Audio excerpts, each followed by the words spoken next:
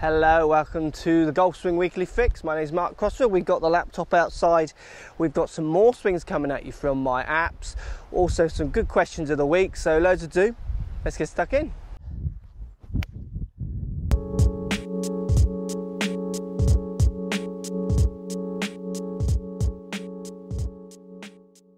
So let's look at backswing body turn here. Common problem we're seeing with all these guys.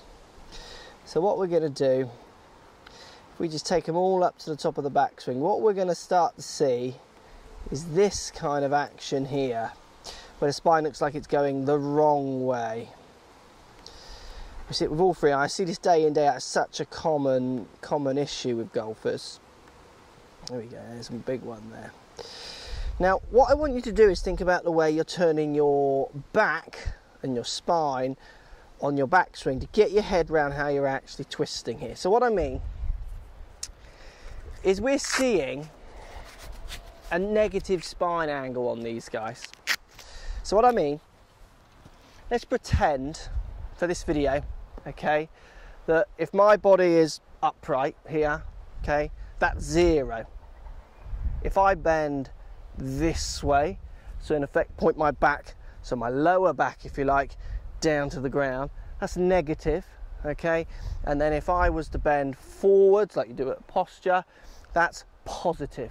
All these guys at the top of their backswing, they are bending this way, negative, okay? And that's what makes us see this funny spine angle that we see at the top. So what they're doing, if I do it this way for you, actually I'll do it this way to start. What they're doing is they're turning their left shoulder lower than their right. Then they're bending backwards, so negative, back of my back, lower part of my back is pointing down at the ground. Okay, so they're going left shoulder lower than right, bending backwards and then turning. Which gives you this feeling like you're turning onto your left side.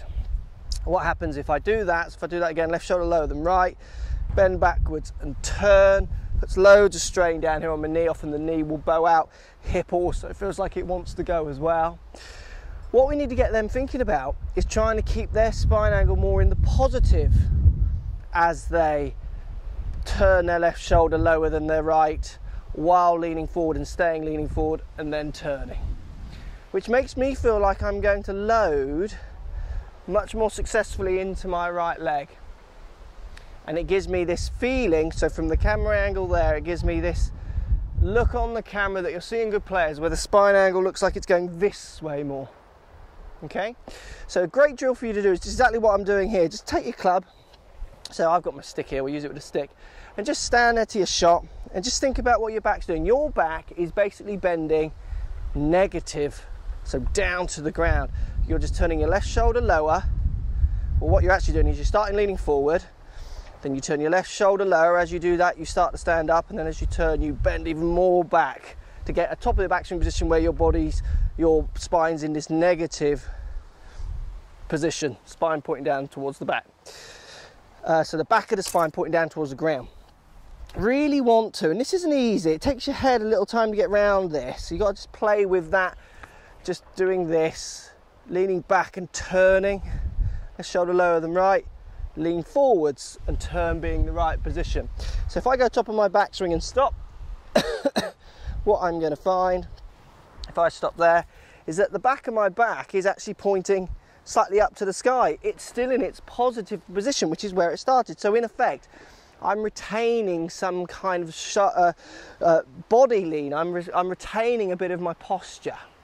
Because what happens for you guys, if you start arching this way, left shoulder lower than right, and turning. Now I can't hit the ball from here. So I can't hit the ball with my back in a negative position. I'm going to be doing this. So the early extension happens, or bowing my back over.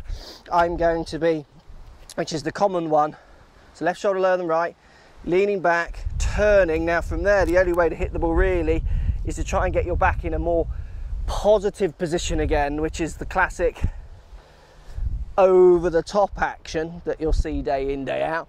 So what I'm saying there, if I bend that way, left shoulder lower than right, turn, naturally I'm going to try and come out of that position, hit the ball, get back more into my address position where I had the positive spine angle.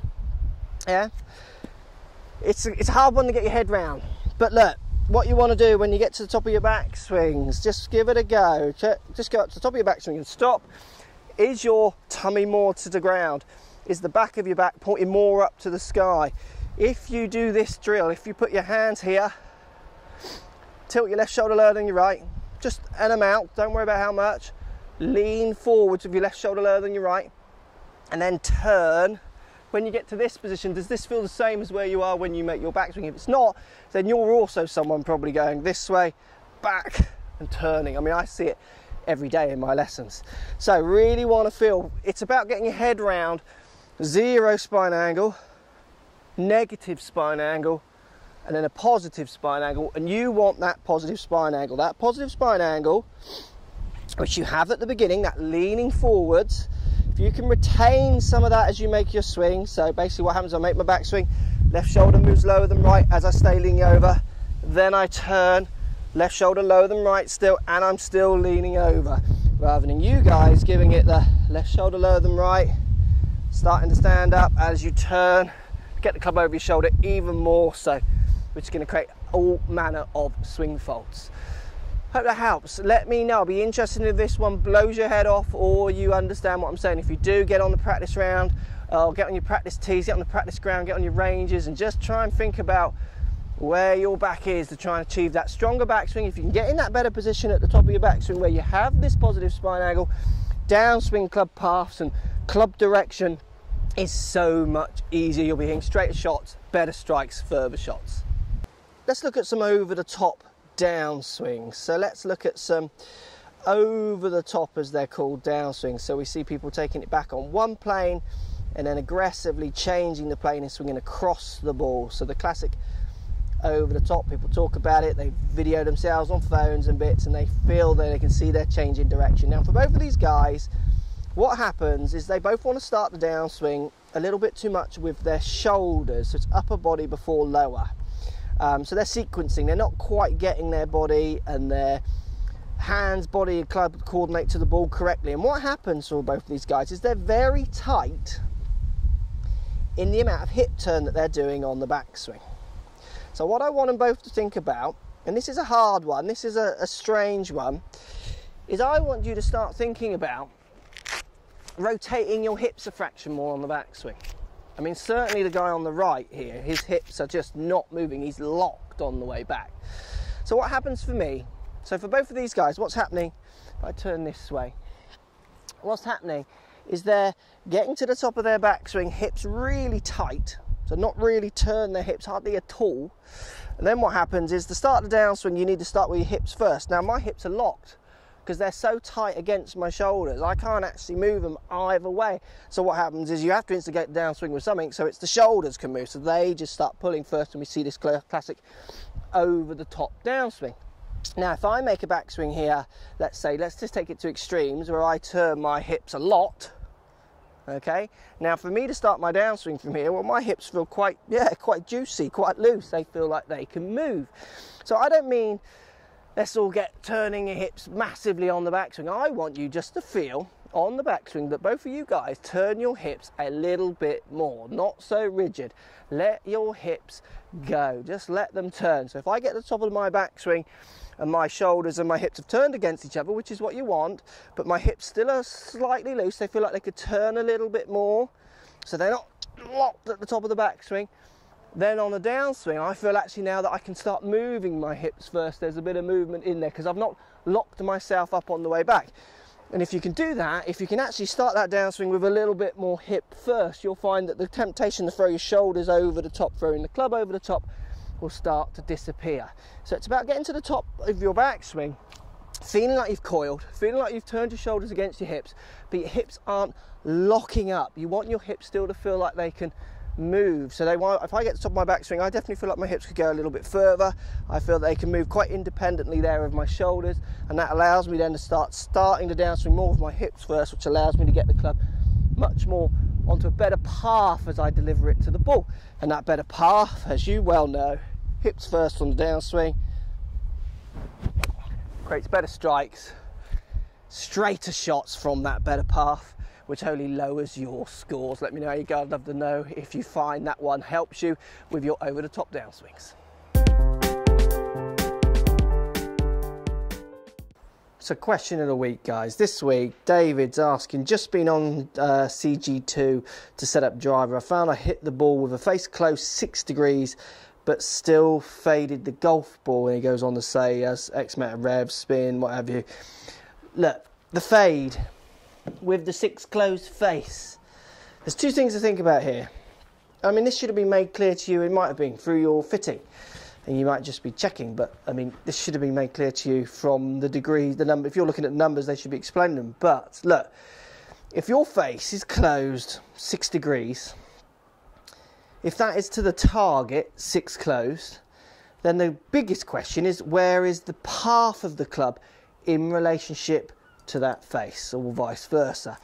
If you're 6 close to the target with the face, 8 across the target with the path, that means the face is too open to the path, and there's your fade.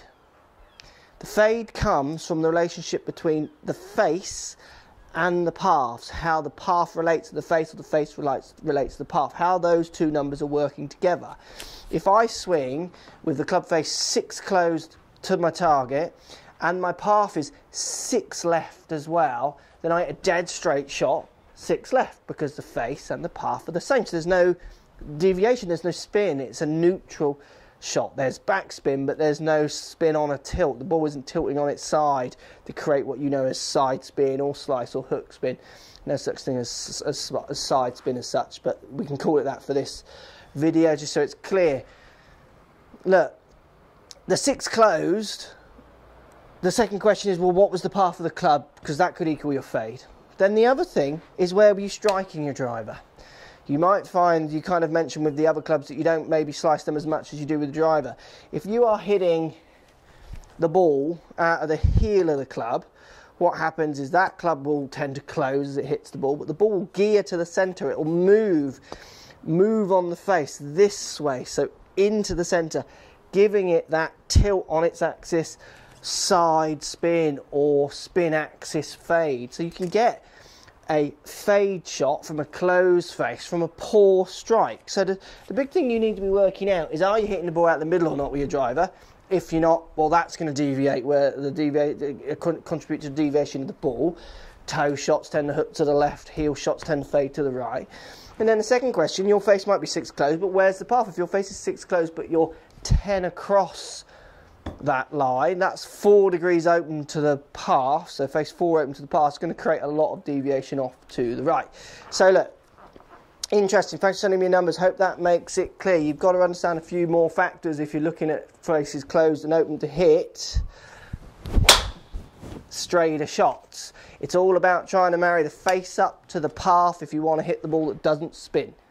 Hope that helps, guys. Okay, another fashion question from the fashion conscious YouTube community. What glove, that dark blue glove, am I using in some of my other videos? Well, look, I've got my white leather glove on. It's been sunny today.